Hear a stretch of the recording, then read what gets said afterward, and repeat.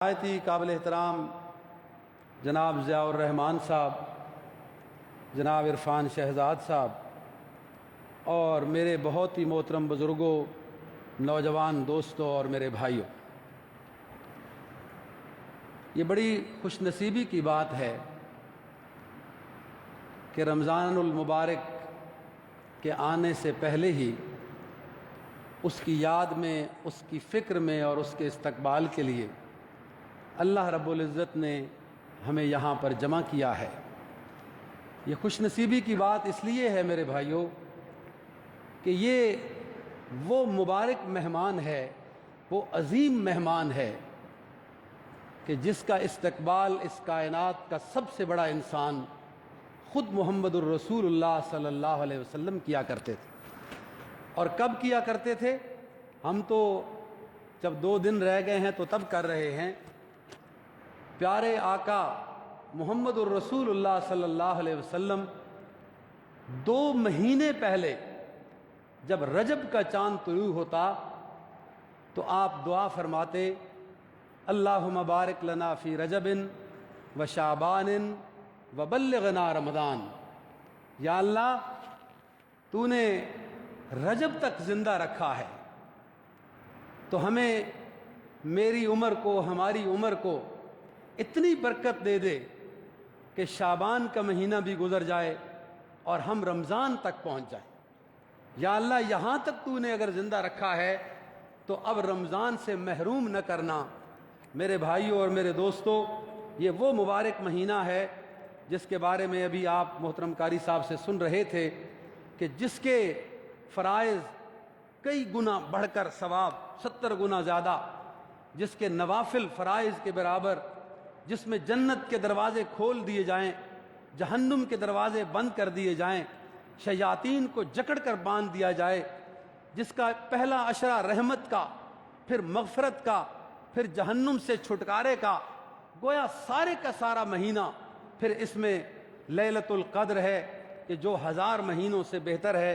میرے دوستوں اور میرے ساتھیوں، اسی لیے حضور صلی اللہ علیہ وسلم کو بے چینی کے ساتھ اس مہینے کا انتظار رہتا، اور آپ جب استقبال کرتے، ایک مرتبہ حضرت عمر رضی اللہ تعالی عنہ فرماتے ہیں کہ حضور اسی طرح صحابہ کی مجلس میں جمع تھے اور آپ بے چین تھے، مضطرب تھے اور بار بار فرما رہے تھے، وہ آ رہا ہے، وہ آ رہا ہے، یوں پاؤں کھڑے کر، وہ آ رہا ہے۔ حضرت عمر ابن خطاب رضی اللہ تعالی عنہ فرماتے ہیں، ہم نے پوچھا یا رسول اللہ کون آ رہا ہے؟ فرمایا، ماذا یستقبلکم وتستقبلون، تمہیں نہیں معلوم تم کس کا استقبال کرنے والے ہو اور کون تم تک پہنچنے والا ہے؟ حضرت عمر فرماتے ہیں، ہم نے پوچھا یا رسول اللہ کوئی وحی نازل ہو رہی ہے؟ فرمایا نہیں۔ عرض کرتے ہیں پھر میں نے پوچھا کوئی جنگ ہونے والی ہے؟ فرمایا نہیں۔ پھر میں نے پوچھا یا رسول اللہ پھر کس چیز کے لیے بے چینی ہے، پھر کیوں آپ مضطرب ہیں؟ پھر آپ نے فرمایا کہ تم پہ وہ شہر مبارک اور شہر عظیم، وہ عظمتوں والا مہینہ، وہ برکتوں والا مہینہ سایہ فگن ہونے والا ہے جو نیکیوں کا موسم بہار ہے۔ میرے بھائیوں اور میرے دوستوں، اس مہینے کو نیکیوں کا موسم بہار کیوں کہتے ہیں؟ یہ لفظ رمضان جو ہے، اس کے بہت سارے مفاہیم مفسرین نے لکھے ہیں، محققین نے لکھے ہیں، لیکن ایک مطلب اس کا بہت ہی خوبصورت ہے کہ یہ لفظ رمضان رمض سے نکلا ہے، اور رمض کا مطلب ہوتا ہے موسم بہار کی پہلی بارش جو موسم خزاں کے بعد برستی ہے اور خزاں کی ساری آلودگیوں کو، ساری گندگیوں کو بہا کر لے جاتی ہے اور بہار کی صورت میں ایک خوبصورت موسم آپ کے پاس چھوڑ جاتی ہے۔ بس میرے دوستوں اور میرے بھائیوں، یہ رمضان المبارک 12 مہینوں میں ایک مہینہ اللہ رب العالمین کی طرف سے بارشوں کا مہینہ ہے۔ یہ رحمت کی بارشیں ہیں، یہ برکتوں کی بارشیں ہیں، یہ مغفرت کی بارش ہے، یہ نار جہنم سے چھٹکارے کی بارش ہے۔ اس نے برسنا ہے اور سارا مہینہ برسنا ہے، یہاں بھی برسے گی، وہاں بھی برسے گی۔ لیکن میرے دوستوں اور میرے بھائیوں، یہاں پر میں ایک بات آپ کے سامنے عرض کر دوں کہ جب بارش برستی ہے نا تو وہ تو یکساں برستی ہے۔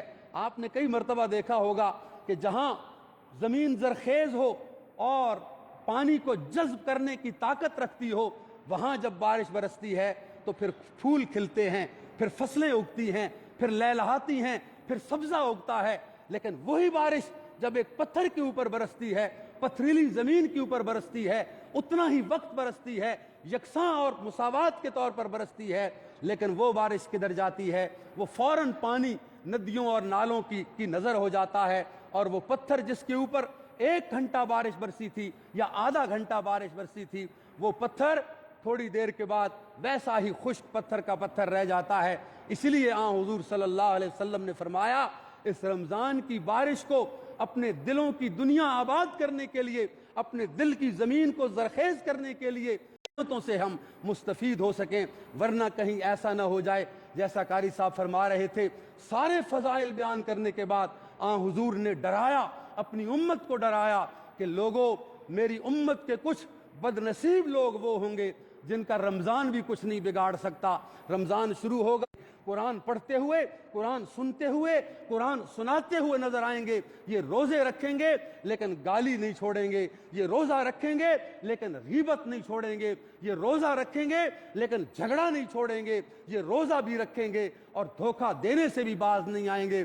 ہاں میرے دوستو، اسی لیے ہمیں تیاری کرنی ہے۔ اس روزے کی سب سے پہلی چیز جو میں آپ کے سامنے عرض کرنا چاہتا ہوں وہ روزے کی حفاظت ہے۔ کہیں ایسا نہ ہو کہ ہمیں بھی دن کی بھوک اور پیاس اور راتوں کے رت جگے اور شب بیداریوں اور تھکاوٹ کے علاوہ کچھ بھی ہمارے حصے میں نہ آئے، اس لیے ہمیں روزے کی حفاظت کرنی پڑے گی۔ اور روزہ جس طرح میں نے آپ کے سامنے عرض کیا نا، محض بھوکا اور پیاسا رہنے کا نام نہیں ہے، بلکہ زبان کا بھی روزہ ہوتا ہے، نگاہوں کا بھی روزہ ہوتا ہے، کانوں کا بھی روزہ ہوتا ہے۔ اس لیے میرے دوستوں اور میرے ساتھیوں، تنہائی ہو، تنہائیاں ہوں یا آپ کسی مجلس کے اندر موجود ہوں، آپ نے ہر لمحے اس بات کا خیال رکھنا ہے۔ اس لیے اللہ تعالیٰ نے فرمایا، حضور کی اس حدیث کا مفہوم جو بھی آپ سن رہے تھے کہ الصوم لی وانا اجزی بہ، اللہ نے یہ کیوں فرمایا؟ روزہ میرے لیے ہے اور میں ہی اس کا اجر دوں گا، میں ہی اس کی جزا دوں گا۔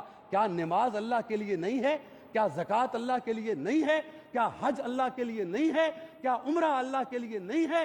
سارا اللہ کے لیے ہے۔ پھر اللہ نے روزے کا تذکرہ کیوں کیا ہے؟ کسی اور عبادت کا تذکرہ کیوں نہیں کیا؟ اس لیے کہ آپ نماز پڑھتے ہیں، یہاں 50 لوگ بیٹھے ہوئے ہیں، جہاں 100 لوگ بیٹھے ہوئے ہیں، سب دیکھ رہے ہیں کہ آپ نماز پڑھ رہے ہیں۔ آپ حج کے لیے جاتے ہیں، لاکھوں کا مجمع ہوتا ہے، پورے گاؤں کو پتہ ہوتا ہے کہ حاجی صاحب حج کر کے واپس آ گئے ہیں، لیکن ایک روزہ دار جب شدید دھوپ اور گرمیوں کا دن ہو اور پیاس سے اس کا حلق اور اس کا منہ جو ہے وہ خشک ہو رہا ہو، جب گھر میں داخل ہوتا ہے، گھر کے اندر کوئی آدمی نہیں ہے، آپ سیدھا کچن میں جاتے ہیں، فریج کا دروازہ کھولتے ہیں، اس کے اندر رنگا رنگ مشروبات پڑے ہوئے ہیں اور پھل اور پھول پڑے ہوئے ہیں، پھل پڑے ہوئے ہیں، لیکن آپ اپنا ہاتھ کھینچ لیتے ہیں، آپ کا حلق خشک ہو رہا ہے، آپ کا حلق باہر آ رہا ہے، پیاس کی شدت ہے آپ کے اوپر، آپ نڈھال ہوئے جا رہے ہیں، گھر میں کوئی آدمی نہیں ہے، لیکن اس کے باوجود آپ کا ہاتھ کسی مشروب کو پکڑنے سے قاصر ہے،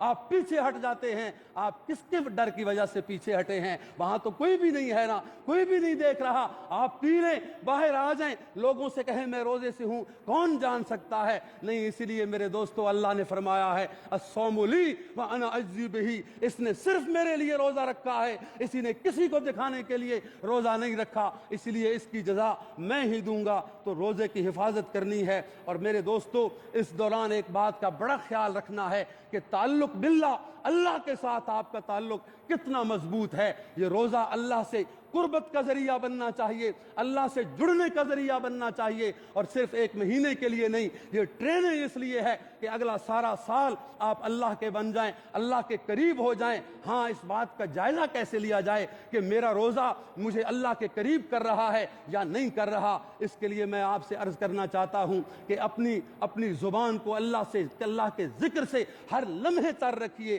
ابھی سے یہ کرنا شروع کر دیجئے، استغفار کیجئے، اللہ کا ذکر کیجئے۔ آپ اپنا کام کر رہے ہیں، کھودنے کا کام کر رہے ہیں، کھدائیاں کر رہے ہیں، زبان پہ اللہ اکبر، سبحان اللہ، الحمدللہ، آپ مسجد جا رہے ہیں، آپ دکان پہ جا رہے ہیں، زبان پہ استغفار، استغفر اللہ، استغفر اللہ۔ میرے بھائیوں، تنہائیوں کے اندر اگر آپ کی زبان اللہ کو یاد کر رہی ہے، اگر آپ اللہ سے استغفار کر رہے ہیں، تو میں آپ کو خوشخبری سنانا چاہتا ہوں کہ اللہ آپ کا ہو گیا، آپ اللہ کے ہو گئے، اللہ کے محبوب بندے بن گئے ہیں۔ اس لیے میرے بھائیوں، اس روزے کے اندر اپنے تعلق کو اللہ سے مضبوط کرنا ہے۔ اور پھر دوسری بات یہ کہ یہ رمضان کا مہینہ یہ قرآن کی سالگرہ کا مہینہ ہے۔ آپ جانتے ہیں نا، اسی مہینے کے اندر قرآن نازل ہوا، انا انزلناہ فی لیلۃ القدر۔ یہ سالگرہ کا مہینہ ہے، قرآن سے تعلق اپنا مضبوط بنانا ہے۔ قرآن پڑھنا اور پڑھانا ہم سنتے اور سناتے بھی ہیں، لیکن میرے دوستو، یہاں میں عرض کروں گا کہ قرآن کو سمجھ کر پڑھیے، قرآن کو ترجمے کے ساتھ پڑھیے، قرآن کو تفسیر کے ساتھ پڑھیے۔ اگر خود پڑھے لکھے ہیں، خود وقت نکالیے۔ اگر پڑھنا نہیں آتا تو آج مجھے یقین ہے کہ اس مسجد کے اندر بھی اور آپ کے گرد و نواح کے اندر بھی دورہ تفسیر ہو رہا ہوتا ہے، تفسیر القرآن کے اوپر اور تفہیم القرآن کے اوپر مجالس منعقد ہوتی ہیں۔ آپ کسی مجلس کا حصہ بن جائیے، کسی مجلس کے اندر بیٹھ کر قرآن کا ترجمہ اور تفسیر سیکھیے، اس لیے کہ یہ قرآن کا ہمارے اوپر حق ہے کہ ہم قرآن کو سمجھیں۔ میرے دوستو، جیسے کہ ہم کہتے ہیں نا کہ کتابوں کو چومنے اور چاٹنے سے کوئی بھی میڈیکل کا طالب علم اگر کتابوں کو چومنا شروع کر دے تو کیا آپ اس کو ڈاکٹر کہہ سکتے ہیں؟ نہیں کہتے، جب تک کہ وہ سمجھ کر ان کتابوں کو پڑھتا اور پھر ان کا امتحان نہیں پاس کر لیتا۔ اسی طریقے سے قرآن کو آنکھوں سے لگانا، قرآن کو ماتھے پہ لگانا، قرآن کو سر پہ اٹھانا اور قرآن کو چومنے اور چاٹنے سے ہم مومن نہیں ہو سکتے جب تک قرآن کو سمجھ کر نہیں پڑھیں گے۔ اسی طریقے سے میرے بھائیوں، اس مہینے کے اندر ایک کام جو آپ نے بہت ہی باقاعدگی کے ساتھ کرنا ہے وہ قیام اللیل ہے، وہ نماز تراویح ہے۔ بالعموم ہم دیکھتے ہیں کہ پہلے 10 دن تو مسجد بھری ہوئی ہوتی ہے، پھر جیسے جیسے رمضان آگے سفر کرتا ہے پھر مسجد کی وہی ایک صف بچ جاتی ہے، لوگ پھر جو ہے وہ چھٹنا شروع کر دیتے ہیں۔ ایسا نہیں کرنا میرے بھائیوں اور دوستو، یہ بہت قیمتی لمحات ہیں، یہ بہت ہی اللہ کی طرف سے ہمارے اوپر ایک انعام ہے۔ اس لیے پورا مہینہ سارا قرآن سننا ہے، تراویح کی نماز پڑھنی ہے، اور اگر ہو سکے تو تہجد کی نماز بھی پڑھیں، اس لیے کہ تہجد کا تو اللہ تعالیٰ نے ویسے بھی حکم دیا ہے، وَمِنَ اللَّيْلِ فَتَہَجَّدْ بِهِ نَافِلَةً لَكَ عَسَىٰ أَن يَبْعَثَكَ رَبُّكَ مَقَامًا مَحْمُودًا۔ لوگوں، راتوں کو تمہارے لیے ایک نماز ہم نے رکھی ہے جس کا نام تہجد ہے۔ یہ فرض نہیں ہے، یہ نفل ہے، نافلۃ لک عسیٰ ان یبعثک ربک مقاما محمودا۔ لیکن یہ وہ نفل ہے، یہ وہ نفل نماز ہے جس کے نتیجے میں اللہ آپ کو مقام محمود عطا کرتے ہیں، اللہ تعالیٰ آپ کے قریب ہو جاتے ہیں۔ پھر میرے دوستوں اور ساتھیوں، رمضان المبارک کا جو اصل مقصد، جو حقیقی مقصد قرآن نے بیان کیا ہے، لعلکم تتقون، تاکہ تم متقی بن جاؤ۔ یہ روزے اس لیے فرض کیے گئے ہیں تاکہ تمہارے اندر یہ تقویٰ کی دولت اور تقویٰ کی فصل اگائے تمہارے دلوں کی زمین کے اوپر۔ یہ تقویٰ، اس کا جائزہ لینے کی ضرورت ہے۔ پہلا رمضان گزرا، دوسرا گزرا، تیسرا گزرا، یہاں تک کہ 30واں رمضان گزر گیا، مجھ سے گالی نہیں چھٹ سکی، مجھ سے غیبت نہ چھٹ سکی۔ میں جھگڑا کرتا تھا، میں ویسا ہی جھگڑا کرتا ہوں، میں دھوکہ دیتا تھا، میں ویسا ہی دھوکہ دیتا ہوں، میں ویسے ہی گالیاں دیتا ہوں، میں ویسے ہی ہر کسی کے ساتھ ہر کسی سے بیزار رہتا ہوں۔ میرے دوستو، نہیں، یہ رمضان یہ تبدیلی کا مہینہ ہے۔ تقویٰ کا مطلب ہی تبدیلی ہے، تقویٰ کا مطلب ہے رک جانا۔ جیسے آپ کھانے پینے سے رک جاتے ہیں،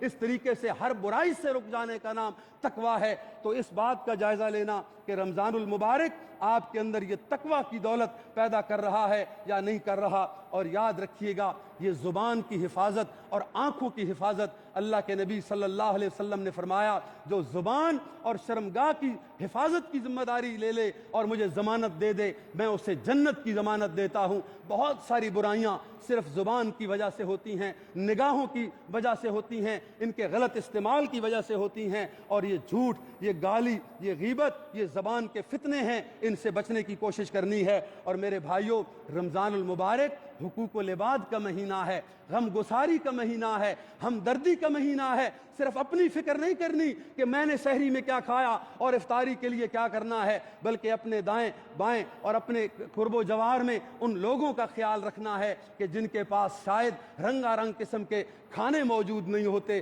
افطاریاں موجود نہیں ہوتی، سحریاں موجود نہیں ہوتی۔ یاد رکھیے گا اللہ تعالیٰ نے مجھے اور آپ کو انہی لوگوں کے لیے پیدا کیا ہے کہ ہم ان کی دردمندی کے لیے، ان کی ہمدردی کے لیے ان کے پاس جائیں۔ وہ اقبال نے کہا تھا نا کہ خدا کے عاشق تو ہیں ہزاروں، بنوں میں پھرتے ہیں مارے مارے، میں اس کا بندہ بنوں گا جس کو خدا کے بندوں سے پیار ہوگا۔ اس لیے میرے دوستو، روزے قیامت ہم روزے رکھ کے حج اور زکاتیں اور عمرے کر کے جب روزے قیامت اللہ کی عدالت میں جو ہے وہ حاضر ہوں گے، ایک صحیح حدیث کا مفہوم بیان کر رہا ہوں، روزوں کا اور عبادتوں کا ڈھیر لگا ہوا ہوگا۔ اللہ تعالیٰ فرمائیں گے کہ تمہاری نیکیوں کے ڈھیر کی طرف دیکھتا ہوں اور تمہارے آج کے فیصلے کی طرف دیکھتا ہوں تو مجھے ایک عجیب قسم کی فکر ہوتی ہے۔ بندہ پوچھے گا یا اللہ کون سی فکر، کیسی فکر، میری تو نیکیوں کا ڈھیر لگا ہوا ہے۔ اللہ فرمائے گا ہاں تیری نیکیوں کا ڈھیر لگا ہوا ہے،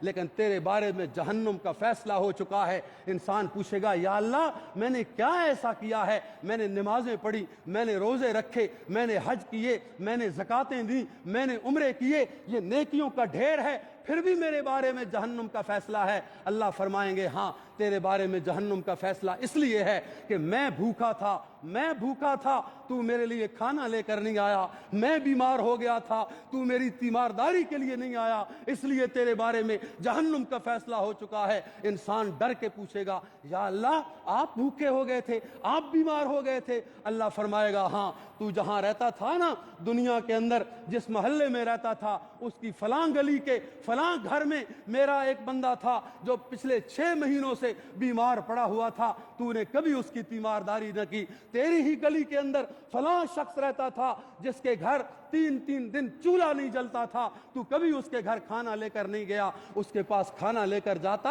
تو مجھے پا لیتا، اس کی تیمارداری کے لیے جاتا تو مجھے پا لیتا۔ اس لیے میرے بھائیوں یہ رمضان ہمدردی کا مہینہ ہے، غم گساری کا مہینہ ہے۔ ایک بات آخری کر کے میں اپنی بات کو ختم کرتا ہوں کہ اس بات کا خیال رکھنا ہے رمضان سے بھرپور فائدہ اٹھانے کے لیے کہ آپ کم کھائیں اور پھر کم سوئیں۔ ہم کرتے کیا ہیں کہ سحریوں میں بھی کھا لیتے ہیں، افطاریوں کے اندر بھی یہی سمجھتے ہیں کہ شاید یہ آخری افطاری ہے، خوب کھا لیتے ہیں، پیٹ بھر لیتے ہیں، یہاں تک کہ بعض اوقات تو فجر کی نماز قضا ہو جاتی ہے، اتنا کھاتے ہیں کہ اس کی خماری چڑھتی ہے اور پھر آنکھ نہیں کھلتی۔ اسی طریقے سے افطاریوں پہ اتنا کھاتے ہیں کہ راتوں کی تراویح ہمارے لیے مشکل ہو جاتی ہے۔ اس لیے میرے بھائیوں ان دونوں چیزوں کا آپ نے بہت ہی خیال رکھنا ہے، کم کھا کے کم سو کے زیادہ سے زیادہ وقت اللہ کے گھر کے اندر، اللہ کی مسجدوں کے اندر، عبادت کے اندر اور تلاوت کے اندر آپ نے گزارنا ہے۔ اور اس کے بعد میرے بھائیوں اور ساتھیوں افطاری کرانے کے حوالے سے بھی آپ ابھی سے ایک پلان بنا لیں۔ اللہ کے نبی صلی اللہ علیہ وسلم نے فرمایا جس نے اپنے کسی روزہ دار بھائی کو افطار کروایا اس کے سارے گناہوں کو معاف کر دیا جائے گا۔ صحابہ نے عرض کیا یا رسول اللہ اگر کسی کے پاس کچھ بھی نہ ہو، فرمایا کھجور کا ایک دانہ ہی کیوں نہ ہو، پانی کا ایک گلاس ہی کیوں نہ ہو، اس سے بھی کراؤ گے تو تمہیں اللہ تعالیٰ پورا اجر دے گا۔ اس لیے اس بات کا بھی اہتمام کرنا ہے۔ اور پھر رمضان کے اندر شب قدر کو تلاش کرنا ہے، بہت ہی قیمتی رات ہے۔ انا انزلناہ فی لیلۃ القدر وما ادراک ما لیلۃ القدر لیلۃ القدر خیر من الف شہر۔ یہ شب قدر جس رات کو قرآن اتارا گیا 1000 مہینوں سے بہتر ہے۔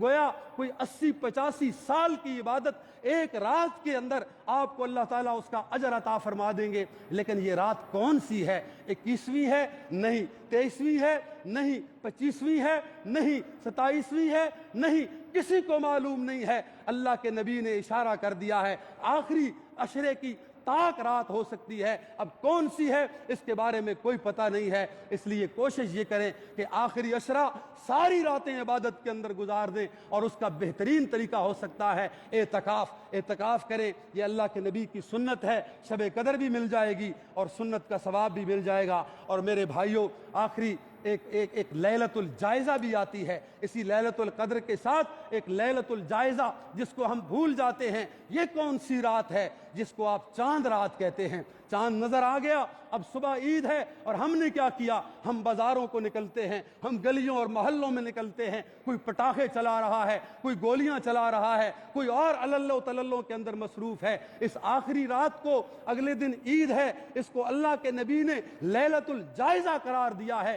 آج جائزے کی رات ہے، آج آپ کو مزدوری ملنی ہے، پورے مہینے کا اجر ملنا ہے، آج آپ کی تقدیر کے فیصلے ہونے ہیں، آج آپ کی قسمت کے فیصلے ہونے ہیں۔ اب آپ کی مرضی ہے، آپ اپنی تقدیر کے فیصلے اپنی مزدوری لینے کے لیے بازاروں کا رخ کریں یا مسجدوں کا رخ کریں۔ نہیں میرے بھائیوں، اس آخری رات کو بھی اللہ کی عبادت کے اندر گزاریں۔ اور میں آخری بات کر کے اپنی بات ختم کرتا ہوں کہ یہ جو موبائل ہے، یہ جو انٹرنیٹ ہے اور ٹیلی ویژن ہے، خدا کے لیے رمضان کا مہینہ اس کا بالکل بائیکاٹ کر دیں۔ بہت ضروری کام کے لیے اس کا استعمال کریں، ورنہ خدا کے لیے اس کے اوپر بلا وجہ انگلیاں پھیرنا اور انٹرنیٹ کے اندر مصروف رہنا یہ آپ کا دشمن ہے۔ میں سمجھتا ہوں کہ رمضان کے